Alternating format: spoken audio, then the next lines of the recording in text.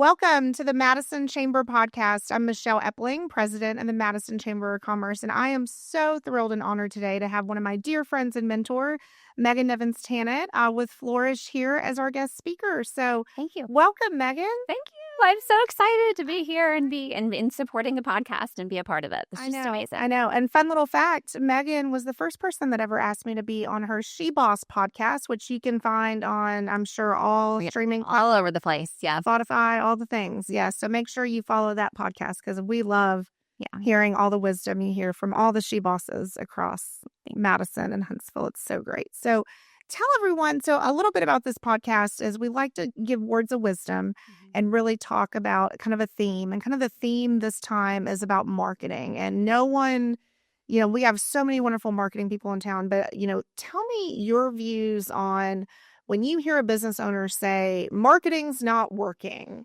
what immediately goes off in your head when you hear those phrases in kind of a consultation meeting? I think and it's funny because that conversation is a constant, and the number of times I've had conversations with potential new clients who are like, yeah, we did this thing. Marketing is kind of a joke. We don't believe in it. We had whatever it might be. In my personal perspective, it usually boils down to a few simple things, whether it's not understanding who your audience is, truly. A lot of people who start businesses assume that their audience is themselves. And so they think that what they would like, their customers would like as well. And so your messaging may be completely off point. You may be, addressing the wrong pain points. You're not physically talking to them the way that they need to be spoken to. And so do you understand your audience and do you know, what the value proposition is that your business provides? I think number one. Number two, making sure that you can do a little bit of an audit of what your communication looks like and your digital presence looks like.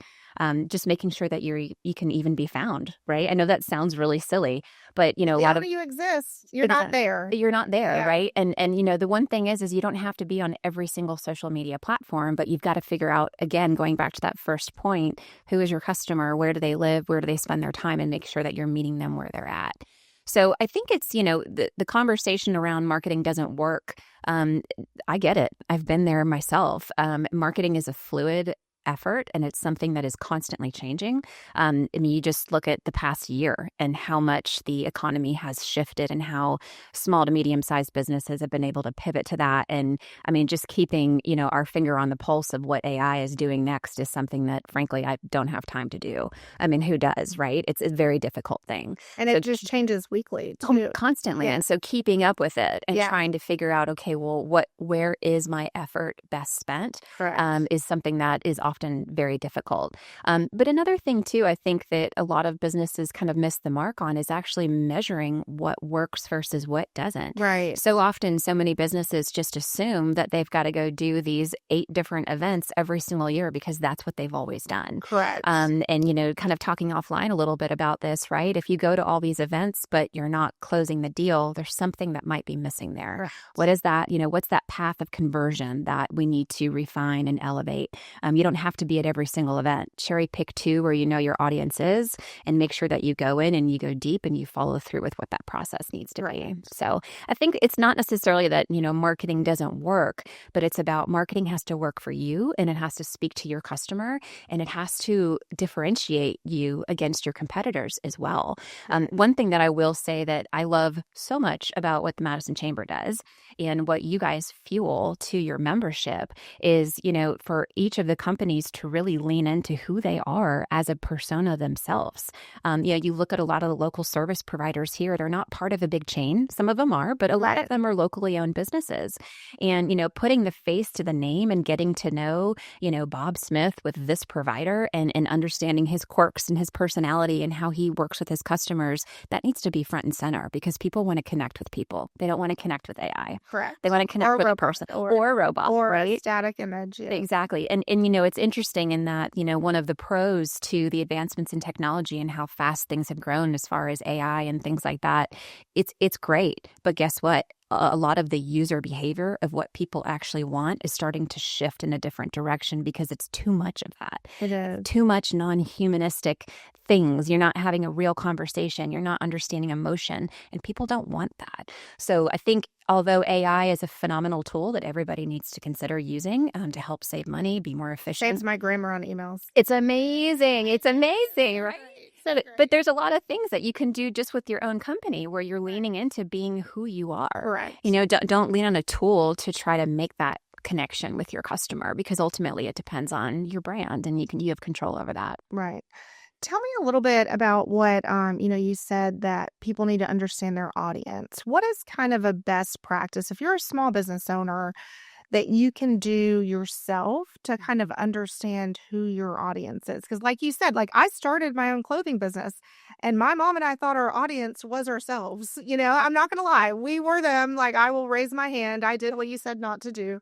But the things we bought some things and things people bought are things like we would never wear. Yeah. And that just also, reminds you that your audience isn't always just yourself. So how do you kind of figure out what that audience is if you're a new and upcoming restaurant or retail store, or even maybe you're in the DoD industry and you're working with defense contractors, and how do you kind of figure out what that audience is? I mean, it's hard. I think, first things first, I would say talk to any existing customers that you have. And I know you're saying getting started, right? And maybe they're 2 or 3 years down. Yeah. Then I think, honestly, so one of the things that when I was starting Flourish, I was really afraid to do because I was afraid that it would bruise my ego, frankly. And I learned very quickly I needed to check that at the door. If I wanted to grow and learn the right way, but is asking for feedback and physically asking your customers, does this make sense to you? How do you respond to, here's our landing page, here's our website, here's our email campaign. Ask someone to be sort of that brand ambassador for you to help your business grow. Not every customer that you currently have is going to be an ideal fit for that, but cherry pick 2 or 3 or 4 that truly believes in your business model and ask them for that feedback. Would you be willing to kind of evolve with me as we go through this process? Because here's what I'm trying to do. And then I think it's, for us personally at Flourish, when we engage with any new client, the first thing we always do is strategy. And part of that strategy are always stakeholder interviews, without a doubt. And what that means is that we're not only talking to that employees to understand their culture, internal communications, and some of the challenges they may have, but we're also talking to their customers as well to understand why are you actually engaging with this brand. And 9 times out of 10, you can ask anybody on our team, when we sit down with the CEO of a company, he's like, oh yeah, we specialize in this and we're known for this and we don't struggle with that, but we're good. When you pull in those stakeholder interviews, all of those assumptions go out the window because you get that validation from that end user of someone who frankly has a different perspective, sits in a different seat, has a different set of pain points. And doing that exercise where you are pulling in that data and constantly refining your messaging is something that should be happening often. So I think it boils down to really spending the time with your existing customers, making sure you're really, really working that relationship and refining. And then you're not just sitting back and letting that be your strategy for the next 5 years. You're revisiting that, consistently. Right. And, you just can't also depend on your customers of always being your customers either. I mean, customers grow, they change, and absolutely, or maybe they end up hiring something and how you never know. With customers, I think that's an interesting way to look at it too. And I agree. And think about, I think that there are some small businesses who will definitely relate to this. But when we started Flourish, I was happy to take money from anybody who was willing to pay us. Correct. And what that did to me and did to our business, it devalued the services that we were very, very good at, because we found ourselves saying, sure, we can do that. We'll figure it out. Meanwhile, our profitability is going down the drain because we're trying to learn these new skills just to appease a particular client instead of saying, we don't do that. Correct. We specialize in good about saying that. Well, that took a long time. Yes. That took a long time. Yeah. And we made this video a couple of months ago on LinkedIn about firing the client. Yes, I read that. That was a very good. But if they're not a good fit for you and they don't align with, number one, the skills and capabilities that you have to offer, but number two, it's just not a good fit. are your employees the ones dealing with that? Right. And you're just pulling that in because of the revenue, but you're not actually looking at what the impact is and how that's going to actually help your business grow, right? So not all client is a good client, and not all customers are good ones. And sometimes it's good to pass them along, and you never know the goodness that might have it. We had someone come in that was a commercial flooring guy, like nationwide, and I was like, this is not a good fit for you to be a chamber member. Let me push you to this other amazing group in town that'll be a great fit. He emailed me a month later. He goes, are you still looking for flooring for your new office? I got some on clearance. How awesome is that? And look at this. And look at this beautiful flooring. But again, I didn't push a chamber membership because for him, he wasn't the local store manager. It did not make sense for what he was trying to do. And I don't think people realize, to be really good at sales, you have to be okay letting some people go. Well, and you are the epitome of connector. Like, you are such a connector, and you do such a great job at that. And I 1,000% agree with you. The number of times we refer business to our competitors that don't make sense for us, probably 5 times, a couple times a week. I would like, no, I've got a draft email of all of my competitors too. I'm like, hey, not a good fit for us. However, here's what I'm going to do. And that always comes back full circle in some form or fashion. Always. And I think people think of it as like, no, I need to get the money from that person. No, you don't. No, like, we ended up saving like $10,000 on flooring because I didn't take a $340 chamber membership. Yeah. I think people don't realize, and never in my life did I think that guy would ever email me again, but he looked at you as a resource, and you were helpful at that moment, and he remembered that. Exactly. And that's what's important. And that's what, come on, if Madison is nothing, it's about connection. It is. And it's about community. And I think in this particular community, it's a thriving, booming city. It is a very, very small town. It is a small town. And people want to connect with other people. And I think that's, you never burn a bridge. You always, think about others and how you can be that connector. But I truly believe that's always going to come full circle. One thing I will say that we have done, and I'm not trying to give myself a pat on the back, but we've gotten a lot of positive feedback around this, where when we have initial calls with potential clients, I spend time with them and I give them a lot of great information. Right. And I tell them, if I were you, I would record this call, because I'm going to give you a ton of stuff that you're probably going to walk away and be like, what? So what do I do with that? And like, all good stuff, but it's overwhelming to someone who is not in our space. And so we've done, a really good job of having not only some kind of pre-designed emails where when I have an initial call, I've got, hey, here's our blog. There's great articles on X, Y, and Z. Yes. Nothing is gatekept. We're not trying to sell you, but we would rather have that person leave feeling more equipped and more confident in the next step. And if they're not working with us, that's fine. But they're going to remember that and potentially recommend us to 2 or 3 other people. Yeah. And, I'm happy to say that, 98% of our business comes through referral. We don't have to advertise Flourish. And that's just the mindset that we've taken. And I think that any small business would benefit from that. And I think y'all do a great job of that, of giving back to the community, especially where you see a need and stuff. And, thinking about Madison, tell me, like, what's your favorite? You're a Madison resident. Your kids go to Madison City schools. You're a big champion for Madison businesses. Yes. Tell me, when you think of Madison, what is it? What is it? What comes to mind? Oh, I love it. So I will say, I've been in Huntsville for 21 years and lived in Southeast Huntsville for 15 of those. So lived, not far from Ditto, and my kids were in the Challenger School District and spent a lot of time down there. And I always looked at Madison as being so far out. It was like, what? It's like Egypt. I know. And, across the pond. Right. And my husband now, at the time, he lived in Madison right down the street, and I was in Southeast Huntsville. And so making the trek out here as we were dating was like, oh my gosh. But we decided to move out here in 2018, and hands down was the best decision we ever made. When I think about Madison right off the bat, what comes to mind? And I know that most people are going to get this. It's the school system. My daughter was a 7th grader when we switched from Challenger to Liberty. She didn't know a single person and started 8th grade at Liberty Middle School in a huge school compared to what Challenger is. Very, very different experience. And right off the bat, she was challenged academically in ways that she was never before. And I attribute the education system for her success, as well as the success of my kids, seeing them thrive through programs like ROTC and wrestling and football and, basketball. And just all of the things, theater, fantasy, coming over at Bob Jones and offering their summer camp program. My middle son, who's 16, without a doubt discovered who he was because of fantasy. I know. Fantasy really helps kids have a voice. It's amazing. It's amazing. And I was just on their board call this morning before I got here, and I'm obsessed with them. They're doing so many amazing things. The job of the actor is to tell us truly. Yes. But when you have a child who, and let's just be honest, let's look at the education gap, COVID, what has happened with education, since the pandemic. Our kids are struggling, whether it's with anxiety or depression or technology overload or whatever it may be. They also understand their feelings, and I think I talk to them all about you've learned how to manage.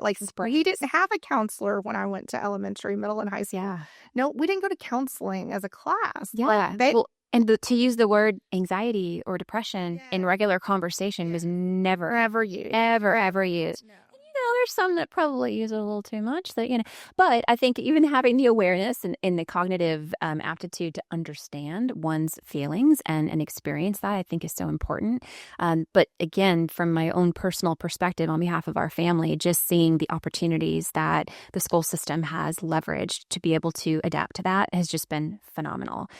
The other flip side of it as well about Madison is that I absolutely love our city. Yeah. I am a huge fan of Renee Bartlett, and I'm so excited to see what Renee does to kind of carry that torch. There's no doubt she's going to blow it out of the water.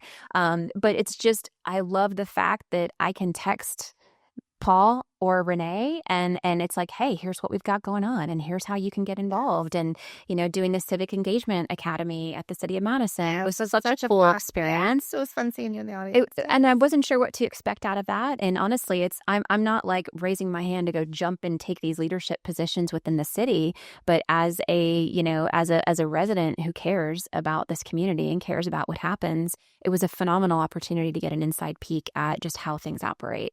And I just appreciate that because it's a very personal touch to our ability to influence how our community moves forward. And I love that. I didn't feel that. I don't know if Huntsville is just too big. No, or Huntsville has one too for their residents. They do. Yeah. I don't know. It's just I feel small town feel. Yeah. And there's times when I kind of feel like we live in a little bit of a Hallmark movie. We did. We did live in a Hallmark movie. We had the Christmas tree lightings and the parades down the main road. And Old Black Bear is our go-to date night. That is our favorite place. And date night at Old Black Bear. Yeah, it's just I just love that, And so it's just it feels, minus the 5 o'clock traffic, it feels as though it's a quaint Hallmarky kind of town, especially this time of year. But it also feels one where if I have a voice and it matters. Correct. And I think that's extremely important. And I feel as though not only as a resident that's amplified through the city, but as a business owner, it's amplified through the chamber. And that makes me want to give back, invest, continue, fulfilling the things that we can do as a family. And I'm thrilled to be a resident here and I've loved it. And we're honored to have you part of the Madison business family, but also the city of Madison. Tell me a little bit about some of your best leadership things you do now. I mean, you've owned a business now for 8 years. You have a whole team of employees. You've learned a lot, I think, over those 8 years. I've got the scars to prove it, and some of the awards to go with it too. But tell me a little bit about how you recommend a business owner focus on your team and your culture and working with growing as a leader. Because I remember seeing you speak years ago and be like, I want to be like that girl one day. And I got the job and she called me for coffee and I was so nervous to meet the Megan Nivens-Tannett, and she met me and then I cried at our lunch. So, because I was so overwhelmed at the time. I owe you a cry. Yeah, I owe you a cry. But tell me, what you don't want the next set of business owners crying. So what could you tell them now that you wish you knew 8 years ago? If I could simplify it in one word, I think it's empathy, honestly. And I don't mean that to say, for pity parties and this and that, but I feel fairly confident that you could ask any member on our team, what it's like to be at Flourish. And, a lot of people say, you never want to say your company is like a family. But we are all so close and so open and hold each other accountable. And, the team has autonomy in what they do. And I encourage them to do that. I do not micromanage in any capacity. And there are times when I need to and I don't, and that's a mistake. And there are times when, potentially I give too much space and I need to be more involved. And but I think it boils down to just allowing one's individual's strengths to shine. Yeah. And really finding out what that is. Not to get too tactical on this, but, we've leaned on resources like Rachel Sullivan with work, and she comes in and does a working genius exercise. That way we can which is similar to a DISC assessment. Right. It helps you understand, okay, and I'll use this as an example. Brianne on our team, she's sort of known as our content queen, right? But just because she's really, really good at content creation does not mean that's what she wants to be doing day in and day out. Correct. Because that does not fill her cup quite the way other things do. Right. And it's very easy as a leader to see good work and think that's where she needs to be, as opposed to evaluating that against her strengths and weaknesses, because it could be that thing, although she's good at, burns her out like crazy, right? And so figuring out and getting in tune with your team to understand where their strengths are. Not every job description is going to fit each employee that comes in, and you have to be okay with that. Right. I think for me personally, I think as we got started with this business 8 years ago, for those that don't know, I started it out of a dare.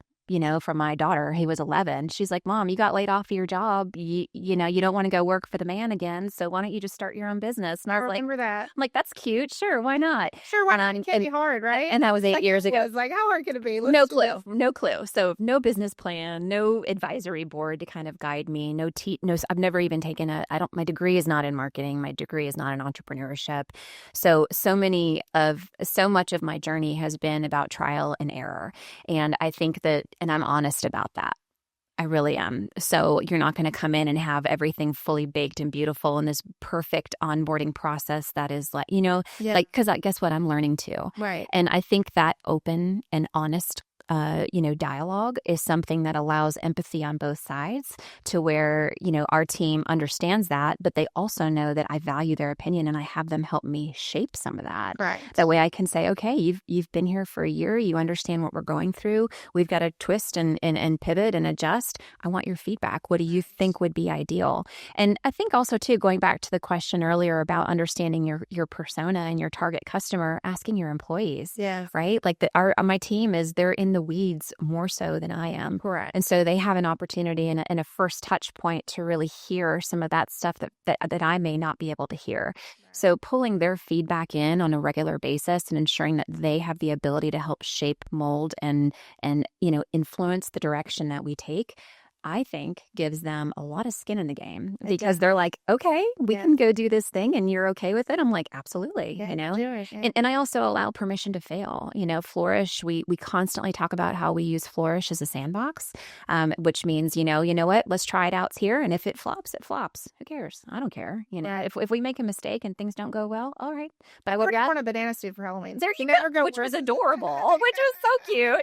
But it's like, who cares? At the end of the day, let's just do the thing and have some fun. And if we make a mistake, get over it. It's in the past, move forward. They did have to explain that real to me, though, because I didn't get it a couple times. Okay. But that's the thing. As a leader, you have to trust your team. You do. And they were like, Michelle, I promise this isn't the way you're interpreting. I was like, okay, well, let's do it. Let's wear the costume. And look at what your team has been able to do with the growth that the chamber has experienced through social and your digital presence. It has been insane. Absolutely. Trusting them that even though you might be 40 and don't get the joke, but everybody else does in the TikTok world. Well, they always make fun of me because I still request that we do boomerangs all the time. And they're like, the boomer wants the boomerangs. There we go. But, it's just like, guess what? Tell me what to do. I trust you guys. And then they see the fruits of their labor. And they're like, okay, and that trust, that autonomy, that creative freedom, the ability to where they know their opinion matters. Correct. I pull in, I ask, and Gracie will tell you this. I'm like, Gracie, you got this. You run with it. And she's like, okay. But after a while, she backs out of your office. But honestly, and I don't mean to call her out, but many times I'm like, listen, first do that. I did that this morning. I was like, run with it. Go ask it for a discount. Do it. Just do it. And we kind of joke and, joke at Flourish, and that, a year there is, comparable to dog years, because the team learns so much in such a short period of time. And legitimately, we'll have employees that are pitching to a client, week 2, and contributing to strategy, almost immediately. And it's a very sink or swim kind of environment. Being in an agency, you either work out or you don't. Correct. There's not a lot of in between, and so we're able to kind of gauge that pretty quickly. But I think it's just get people involved, value their opinion, let them know that you value their opinion, constantly seek feedback. And it'll help contribute to a great culture. Awesome. Well, I know I want to just say thank you for all you've done to support the Madison Chamber over the last 4 years. I think Flourish was one of the marketing agencies that believed in us back when we were a sheet of paper and a dream, is what I like to tell people. And you were such a cheerleader of all women, and just men too. I'm not saying you just don't. We like the guys too. Yeah, you like the guys. We did hire one this year. Oh, good. Yeah. See, diversity. Granted, he's my husband. Yeah.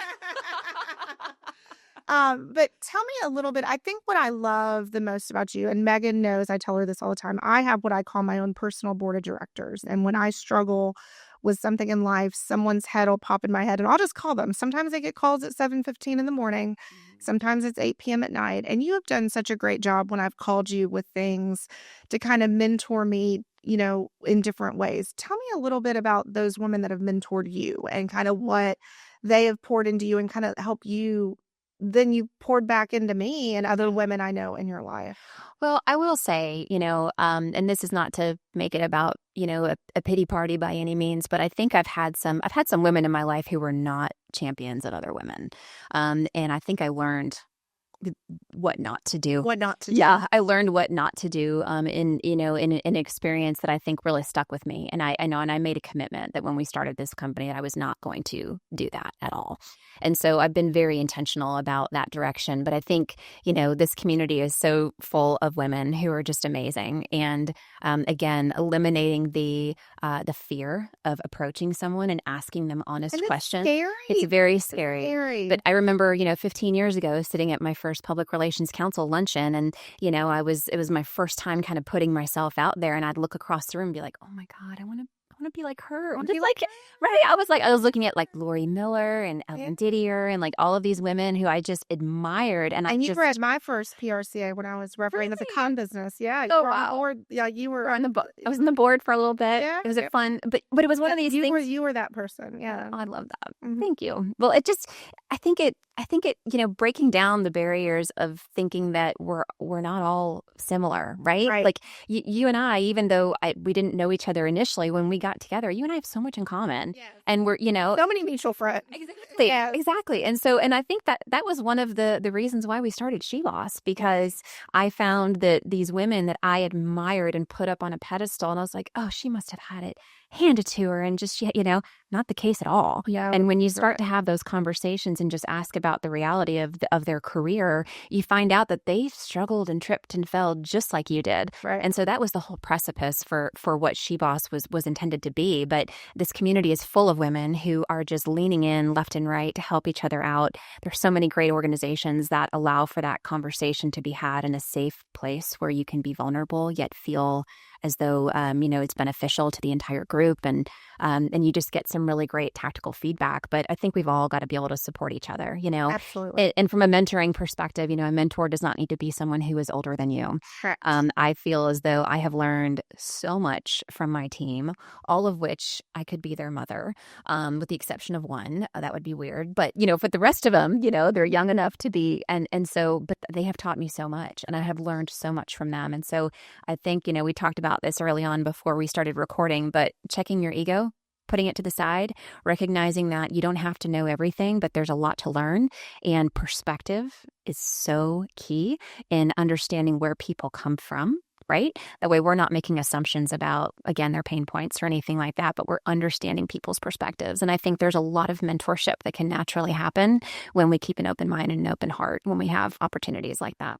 Absolutely. Absolutely. Is there any other wisdom that you would like to leave the Madison Chamber business community or your favorite thing about Madison that you would like to leave everybody? Well, I would say if you're not already a member of the chamber, to join the chamber. Yes. I mean, there's one thing that you need to do. It's that. And why do they need to join the chamber? Oh, gosh. I mean, that's a whole separate podcast. But I think joining the chamber has been, it's been such a lifeline to community. And, you guys have done such a phenomenal job from a programming perspective and an engagement perspective and providing value. And there's so many things that you guys do behind the scenes that a lot of people don't even know about as far as advocacy and all of that. But the chamber is one where you get out what you put in. And I've heard some people, not many, well, I joined the chamber and I didn't really get much out of it. It's like, well, what did you do with your membership? Correct. Did you take advantage of it? Yeah, we just listed in the directory. Exactly. And it's not one of these, you build it and they will come. I mean, some might, but you get out what you put in. Right. And going back to what we spoke about earlier, people want to connect with people. And this is a perfect community in order to do that. And it's a safe space. It is a safe space. Yeah. And, I would say if you're a new business owner into the chamber community, don't walk in with the intent to sell. Walk in with the intent to build relationships. And to listen. Right. Yes. Be interested, not interesting. Correct. I think that's a really important thing. Did y'all hear that? Be interested, not interesting. So ask open-ended questions. Ask other people things. Don't constantly try to one-up them in conversations. Nobody likes that, right? But build a relationship, invest in that time, and without a doubt, that will come back full circle. Absolutely. And we appreciate you being a chamber member for all the years and all that you do as a Madison business owner and your whole team. If you love our branding and you love Celebrate Madison logo, Flourish helped create that from a sheet of paper and a dream. So shout out to Allison. Yeah, Allison is an amazing creator here in our community. So with that, is there anything else you want to add? I don't think so. Thank you so much. Yeah, I'm just excited to be a part of this. And I'm so glad that you guys have just been thriving like you have. There's no surprise at all. I just love it. And we're just cheering you on from the sidelines. Awesome. And how can people follow you guys on social media and on all the things? We are all over. So again, Flourish, we're a small marketing and public relations agency here. And we've been in business for 8 years. And you can find us on, flourishconsultingservices.com, of course, through the chamber member directory. You can find us as well. But we've got a great podcast that we do where we feature women, different women in our community, and we drop a new episode every couple of weeks. And we've also got our Ivy initiative as well, which is something I'm really proud of. It's our pro bono initiative through Flourish. Having a background in nonprofit, my goal was always to use Flourish as a vehicle for good, whether that's to promote other women, to provide a safe environment for culture and young women to thrive in, but also to do good within our nonprofit community. So we do support local nonprofits throughout the course of the year. And this year we were honored to do that with the Village of Promise. So we've got such a wonderful organization. It's a great organization. Yeah, helping to break generational poverty and just doing amazing things. And so, I would say, check that out. And if there's a nonprofit that needs support, that maybe can't afford it or needs something at a discounted rate, we have that program available. But we're proud to be, a member and happy to be here. So thank you so much. Thank you, Megan. And say hi to your whole team for me. I will. All right. And thank you guys for joining the Madison Chamber podcast with Megan with Flourish. We'll see you at the next episode.